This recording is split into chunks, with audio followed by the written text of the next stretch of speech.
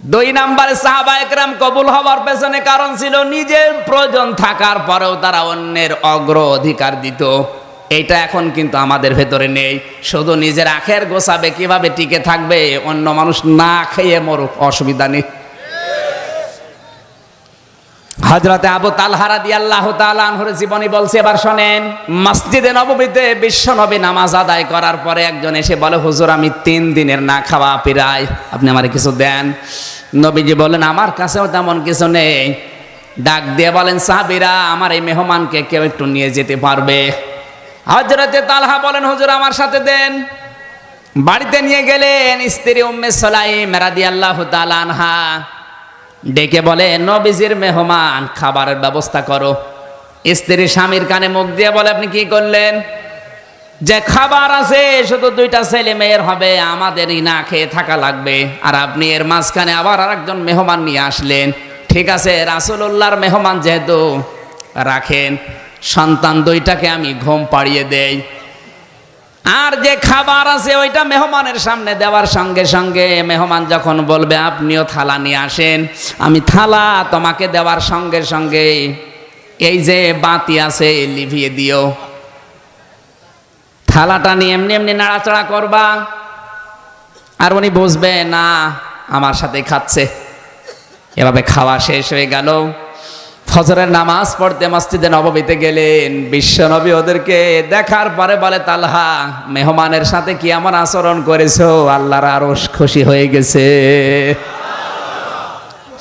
হযরতে তালহা বলেন, হুজুর আমার সন্তানের প্রয়োজন ছিল, আমার ছেলেটা মেয়েটার প্রয়োজন ছিল খাবারের। আমরা স্বামী স্ত্রী 2 জনে আজকে মেহমানের সম্মানে না খেয়েছিলাম।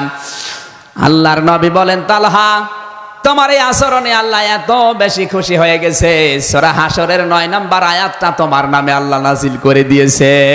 ওয়ায়ুসিরুনা আলা আনফুসিহিম ওয়ালাউ কানা বিহিম খাসাসা। জোরে বলেন আল্লাহু আকবার। তাহলে এখান থেকে কি পেলেন আপনি? শুধু নিজে খেয়ে পরে বাঁচবেন, নিজের আখের গোছাবেন, মানুষের খোঁজ খবর রাখবেন না তা না। নিজের প্রয়োজন থাকার পর অন্যের অগ্র অধিকার দেওয়া লাগবে, তাহলে আল্লাহর দরবার আপনি কবুল হতে পারবেন। কথা বলেন না কেন? আজ পারিবারিক জীবনের দিকে তাকালে আমি যেটা বেশি দেখি, অনেক সন্তান এমন আছে সে চাই না যে তার মা বাবাকে আলাদা করে দেবে, না, কিন্তু বাধ্য হয় তার স্ত্রীর কারণে। আর ওই স্ত্রীকে মাঝে মাঝে ধোকা দেয় স্ত্রীর মা আর ওর বড় বোন। এরকম বউ জামালপুরে নেই? কুষ্টিয়ারে সাবেক চেয়ারম্যান, আমার দাদার আগে যিনি ছিলেন, এই লোকটা গেছে খুলনায় কাজকর্ম করার পর আর বাড়ি আসতে গাড়ি পায়নি। ছেলের বাড়িতে কলিং বেল টিপ দিয়েছে। হঠাৎ ছেলে বেরিয়ে বলে, বাবা রাত 12টায় তুমি? বলে গাড়ি পেলাম না, চলে আসলাম। স্ত্রীকে বলে, তাড়াতাড়ি করো, আমার বাবা এসেছে, রান্না করে খাওয়াও। স্ত্রী বলছে, না আমি পারলাম না, কারণ আমি সে সিরিয়ালগুলো দেখতে দেখতে ক্লান্ত। এই যে স্টার জলসা, স্টার প্লাস, জি বাংলা, জি প্লাস, জি গোল্ড, সব সিরিয়াল দেখতে দেখতে আমি ক্লান্ত, আমি পারবো না, তোমার বাবা তুমি রান্না করে খাও। স্বামী চিন্তা করছে, এখন যদি মারধর করি তাহলে ছাতা আবার সকালে চলে যাবে, আবার আমার আব্বাও জেনে ফেলবে, কি করি? আস্তে করে বাবার রুমে গিয়ে বলছে, আব্বা তুমি কি খেয়ে এসেছো? ছেলের বাড়ি কেউ এত রাতে খেয়ে যায়? বলেন। লজ্জার খাতিরে বলছে, অসুবিধা নেই, আমার পেট ভরা আছে, তোরা খেয়ে ঘুমিয়ে পড়। ওদিকে ওর ক্ষুধার যন্ত্রণায় ঘুম আসে না। ছেলেটা বুঝতে পেরেছে আমার বাবা না খেয়ে আছে, কিন্তু কি করি, বউ তো কথা শোনে না, ডিজিটাল বউ। হঠাৎ আধা ঘন্টা পরে কে যেন কলিং বেল টিপ দিয়েছে। বাইরে যেয়ে দেখে ওর ছোট শালা। ডাক দিয়ে বলে, দোলা ভাই চলে আসলাম, গাড়ি পাইনি তাই। বলে, আসো, তোমারে দিয়ে খেলা শুরু হবে। ঘরের ভেতরে নিয়ে স্ত্রীকে বলছে, তাড়াতাড়ি ওঠো, রান্না করো। বলে, না পারবো না। পারবা না তোমার ভাই? এবার উঠেছে। রান্না বাড়া করার পরে ছেলেটা ডাক দিচ্ছে, আব্বা তাড়াতাড়ি ওঠেন, আপনার বৌমা রান্না করছে, খেয়ে নেন। বাবা কিন্তু জানে যে রান্না কার জন্যে। এক কথা বলে না কেন? ঘরের ভেতর থেকে আওয়াজ দিচ্ছে, আমার খাওয়া লাগবে না, তোরা খেয়ে ঘুমিয়ে পড়। সকালবেলা বাবা কিচ্ছু না বলে আস্তে করে ব্যাগটা নিয়ে বের হয়ে চলে যাচ্ছে। সন্তান সামনে দাঁড়িয়ে বলছে, আব্বা তুমি চলে যাও মানে তোমার বৌমা রান্না করছে, খেয়ে যাবা না? বাবা চোখের পানি ফেলে দিয়ে বলে, সন্তান আমি যেদিন তোর শালা হব ওই দিন খেয়ে যাব। না না, আমি হাঁসের খোরাকি দেইনি। আপনি হাঁসের মানে এটা কি হাঁসের খোরাকি দিলাম? আরে ভাই, শুধু এই চেয়ারম্যান না, এখানে হাজারো মুরব্বী বসে আছে যারা তার পুত্রবধূর কাছে আর ছেলের কাছে এরকমই। এক কথা বলা লাগবে, কারা কারা এরকম হাত তোলেন তো? একজন, তাও তো একজন আছে।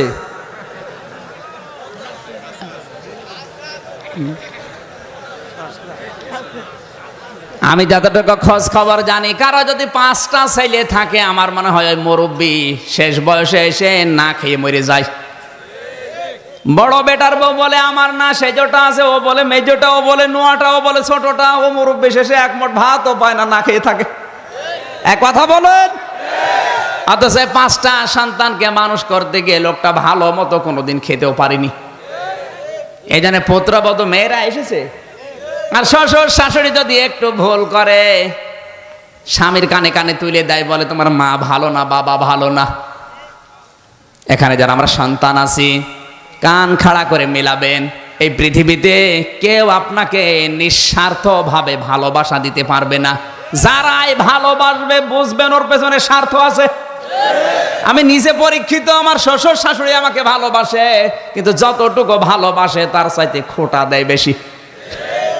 আমার বউ আমাকে ভালোবাসে, কিন্তু যতটুকু ভালোবাসে একটু যদি জিনিস কম হয় আমার 12টা বাজাবে। কিন্তু 2-3 মাস পরে আমার বাড়িতে আমি যাই, মায়ের জন্য যদি কিছু কিনে নিয়ে যায়, আগে আমারে গরম দেয়, কেন টাকা খরচ করলি? আর শ্বশুর শাশুড়ির বাড়িতে যদি যায়, আগে হাতের দিকে তাকায়। আপনি ঠিক বললেও ঠিক, না বললেও ঠিক। কারণ পৃথিবীতে আমি যতগুলো রাষ্ট্রে ঘুরলাম, কোন জায়গায় আমি পাইনি যে নিঃস্বার্থভাবে মানুষ ভালোবাসা দেয়। যারাই ভালোবাসে ওর পেছনে স্বার্থ আছে। কিন্তু শুধু মা আর বাবা, এই 2 জনের ভালোবাসায় কোনো স্বার্থ আমি পাইনি। এই জন্য কোরআনে কারিমে আল্লাহ যত জায়গায় মা আর বাবার নাম দিয়েছে, তত জায়গায় ব্যাখ্যা দিয়েছে। সূরা বাকারায়, সূরা বনী ইসরাইলে, সূরা আহকাফে, যত জায়গায় আমি পেয়েছি মা বাবার নাম, তত জায়গায় পেয়েছি ব্যাখ্যা। আল্লাহ কি পাগল হয়ে গেছে? এত ব্যাখ্যা দিচ্ছে কেন? কারণ আল্লাহ জানে যে আমার পরে সব চাইতে বেশি এই লোকটার পেছনে শ্রম দিয়েছে ওর মা আর বাবা। কথা বলেন না কেন? বিশ্ববিদ্যালয়ে আমার এক বন্ধু কাঁদছিল। বললাম কি হয়েছে? বলে বিয়ে করার পরে আমার মায়ের সাথে বোর গন্ডগোল। বউ আমারে বলছে, দেখো তোমার মা ভালো না, আলাদা হয়ে যাও।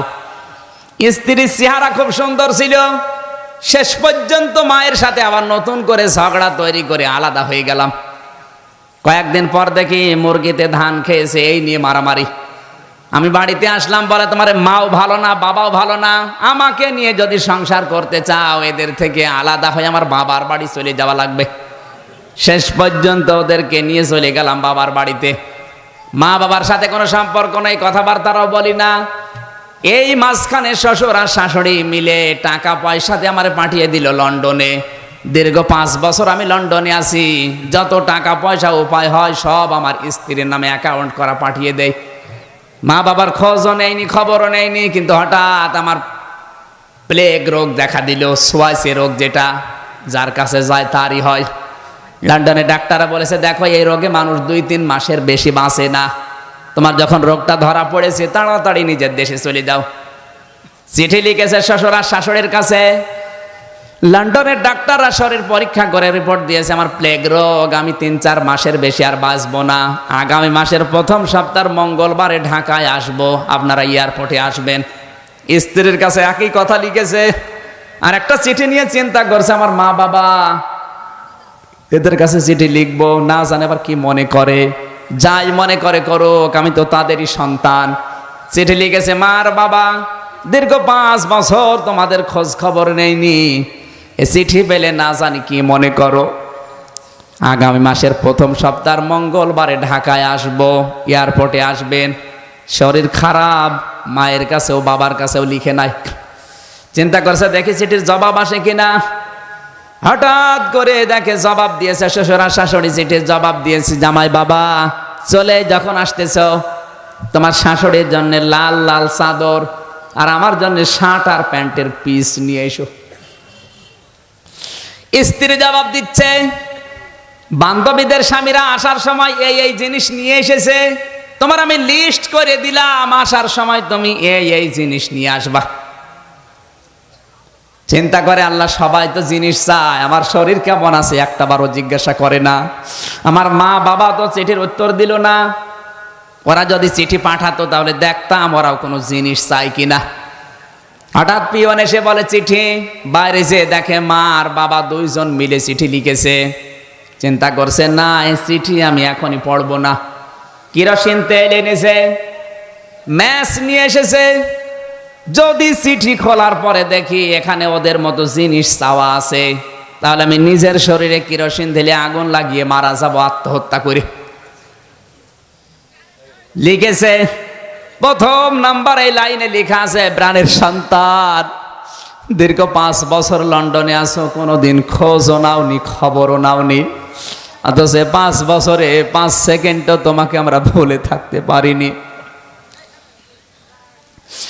দ্বিতীয় লাইনে লিখেছে, প্রাণের সন্তান আগামী মাসের প্রথম সপ্তাহ মঙ্গলবারে ঢাকায় আসবা। প্লেনে যখন উঠবা সঙ্গে সঙ্গে গরিব দুঃখীকে কিছু পয়সা দান করবা, কারণ কত প্লেন উড়ে যায়, কত প্লেন অ্যাক্সিডেন্ট হয়। তুমি জাদু যেন সহি সালামতে আসতে পারো, এই জন্য বাড়িতে 2টা খাসি ছাগল ছিল, 2টা সাদগা করে দিয়েছি। তুমি যতদিন দেশে ফিরে না আসো প্রতিদিন একটা করে রোজার 2 রাকাত করে নামাজ আমরা মান্নত করলাম। চিঠি পড়ার চোখের পানি ফেলে হাউমাউ করে কাঁদে, আল্লাহ আমি কি করলাম। যাদের জন্য জীবনটাই নষ্ট করে দিয়েছি তারা জিনিস চায়, আর এদের খোঁজই নেইনি। এরা আমার জানের হেফাজতের জন্য নামাজ রোজা মান্নত করে, গরিব দুঃখীকে পয়সা দিতে বলে, খাসি সাদগা করে। আল্লাহ কারো জন্য যদি কিছু নাও নেই, অন্তত এই মা বাবার জন্য আমি জিনিস নিতে ভুল করব না। ব্যাগ ভর্তি করে এসে নেমেছে শাহজালাল বিমানবন্দরে। নামার পরে শ্বশুর আর শাশুড়ি বলে কই আমাদের সেগুলো, বলে আনি নাই। আপনি তো জানেন আমার শরীর খারাপ, মার্কেটে যেতে পারি নাই, টাকা আছে আমার কাছে, ঢাকায় পাওয়া যায় কিনে দেব। বলে জানতাম যদি এরকম জবাব দেবে কখনো আমার মেয়ে তোমার সাথে বিয়ে দিতাম না। স্ত্রী ডাক দিয়ে বলে বাবার মায়ের জিনিস আনলে না, আমার সে জিনিস কই? বলে আনি নাই। বলে বাবার জিনিস আনলে না, মায়ের জিনিসও আনো নাই, আমার কথাও তোমার মনে নেই, তোমার মতো স্বামীর আমার আর দরকার নেই। এয়ারপোর্টে আমি তোমার এই ডিভোর্স দিয়ে চলে গেলাম। যাবে তো, কারণ তো বাঁচবে না। এই কথা বলেন। পাথরের মতো দাঁড়িয়ে আছে, চিন্তা করছে আমার মা বাবা মনে হয় আসে নাই, কই তাদেরকে তো দেখি না। হঠাৎ পেছন দিক থেকে কে যেন ডাক দিয়েছে, আয় রে বাবা আমাদের বুকে আয়। দীর্ঘ 5 বছর তোকে দেখি না, এক নজর দেখার পরে মনে হচ্ছে আকাশের চাঁদ আমরা হাতে পেয়েছি।